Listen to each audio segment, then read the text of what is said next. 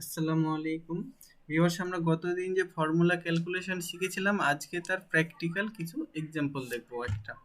তো ধরুন, একটি কোম্পানির বিভিন্ন প্রোডাক্টের ইনফরমেশন দেওয়া আছে। আমরা এই কয়েকটা জিনিস হিসাব করে দেখব কত আসে। তো শুরুতে দেখি সাবটোটাল। সাবটোটাল মানে তার বিক্রয় মূল্য, মানে বিক্রয় করছে এবং কত পরিমাণ বিক্রয় করছে তার যোগফল কত। তাহলে প্রথমে আমরা ইকুয়াল প্রেস করলাম। তাহলে রিটেল প্রাইস মানে খুচরা বিক্রয় মূল্য ইন্টু 13টা বিক্রি করছে। তারপর এন্টার চাপ দিলাম, এই যে $1052 সে বিক্রয় করছে।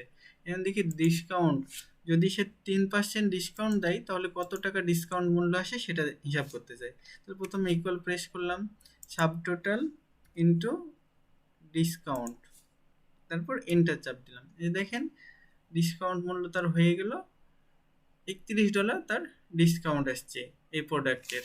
এখন আমি প্রফিট দেখতে চাই, কোম্পানির ডিসকাউন্টের আগে প্রফিট কেমন ছিল, ডিসকাউন্ট দেওয়ার পর প্রফিট কত থাকবে। তো আগে দেখি যে ডিসকাউন্টের আগে প্রফিট কত ছিল। প্রথমে ইকুয়াল প্রেস করলাম, retail price minus cost price. এই যে দেখেন তার ডিসকাউন্টের পূর্বে তাহলে তার প্রফিট কত, $38 হতো। এখন যদি আমি প্রফিটটা দেখি ডিসকাউন্টের পরে তাহলে কত হবে এটা দেখি।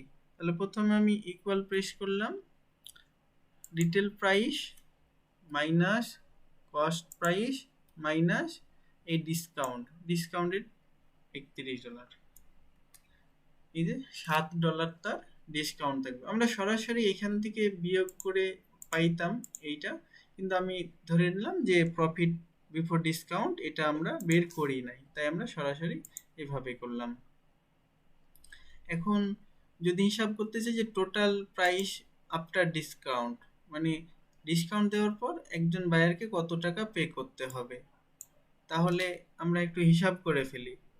ইকুয়াল প্রেস করলাম, সাব টোটাল কত টাকায় সে কিনছে minus discount, profit after discount, এটা দেখি যে ডিসকাউন্টের পর তার ডিসকাউন্টটা বিয়োগ দিলাম এবং শিপিং কস্ট আছে, এবং তাহলে প্লাস কি করব, আমি শিপিং কস্ট অ্যাড করে দেব। এই যে শিপিং কস্টের এটা অ্যাড করে দিলাম, তারপর এন্টার ক্লিক করলাম। এই যে দেখেন এটা তার মানে বায়ারকে পে করতে হবে $1052।